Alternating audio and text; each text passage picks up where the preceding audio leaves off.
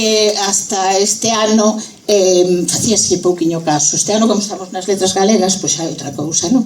Pero na zona da montaña temos un patrimonio moi importante, tanto musical como noutros eidos, non? Entón, non estábase perdendo a medida que as mulleres, sobre todo, a gran maioría das que cantaban eran as mulleres, a medida que iban morrendo, pois desaparecía un pouco ese patrimonio cultural, un patrimonio que, por certo, debía de ser bastante bon en canto á calidade dos tocares, das cancións, porque del beberon grupos como Fuxan os Ventos, Xavier Díaz e as Adufeiras do Salitre, as fillas de Casandra creo que teñen tamén algunha cousa recollida nos Ancares, e máis xente que ahora mesmo non me lembro, non? Entón, parecíanos importante non deixar morrer todo isto, porque ao final, gústenos máis ou gústenos menos, de aí vimos tamén nós, e as persoas que de algún xeito recuperaron, seguiron cantando en momentos moi difíciles da nosa historia, pois que menos que seguir un pouquiño na súa estela. Xa está, que me enrollo moito que usamos.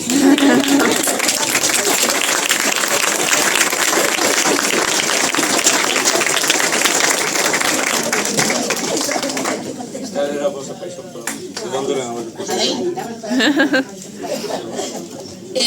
vosso instrumento tradicional favorito?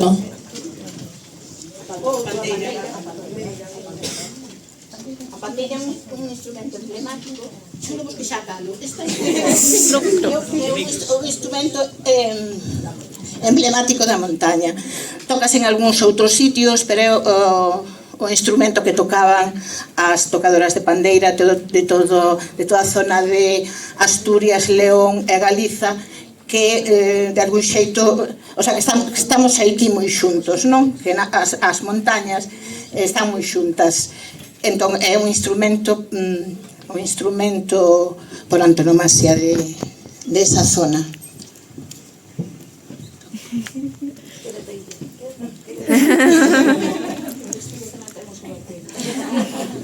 Onde soedes tocar? Na Casa da Cultura de Cerrea. Ensaiamos na Casa da Cultura, xa miras para mí, claro. Ensaiamos na Casa da Cultura en Becerra e logo temos a sorte de que para algunhas polavilas e foliadas e tal, a xente vai, eu creo que máis por pena que por outra cousa, pero vamos chamando para actuar.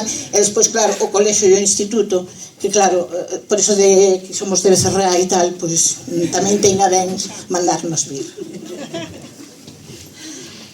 Por que vos inclinastes por tocar a pandeira con o pandeiro e non outro instrumento?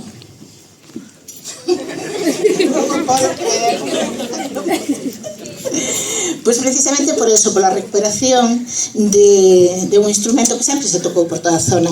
A pandeireta é como máis internacional, non? A pandeira é de zonas moi específicas. A partir de agora vou contestar sí ou non. Alguna vez sentisteis que o que facíais era menos importante só polo simple feito de ser mulleres?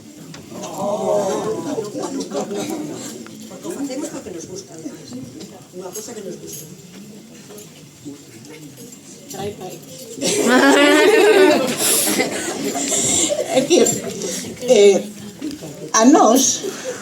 para nós ser mulleres é un privilexio. As mulleres da montaña sempre fomos mulleres bravas, duras, que tuvemos que pelear contra moitas adversidades. Entón, a medida que foi pasando o tempo, fomos intentando empoderarnos e poñer en valor ese papel que as mulleres sempre tiveron e que sin elas, probablemente